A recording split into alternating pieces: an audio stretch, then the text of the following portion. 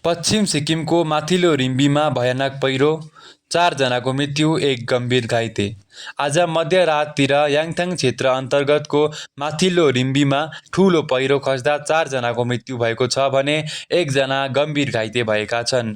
गेजिङ पुलिस प्रमुख छिरिङ शेर्पाका अनुसार पहिरो खस्दा 3 जनाको घटनास्थलमै मृत्यु भएको हो। उद्धार कार्य निकै कठिन भए पनि पुलिस, स्थानीय बासिन्दा र एसएसबी फोर्सको सहयोगमा 2 घाइते महिलालाई धुमे खोलामा अस्थायी काठको पुल बनाएर पार गराइएर जिल्ला अस्पताल पठाइएको थियो। तर उपचारका क्रममा तीमध्ये 1 महिलाको मृत्यु भयो भने अर्को महिला अझै पनि गम्भीर अवस्थामा रहेको एसपी शेर्पाले जानकारी दिनुभएको छ। दुर्गम भूभाग र प्रतिकूल मौसमका कारण उद्धार कार्य निकै चुनौतीपूर्ण थियो।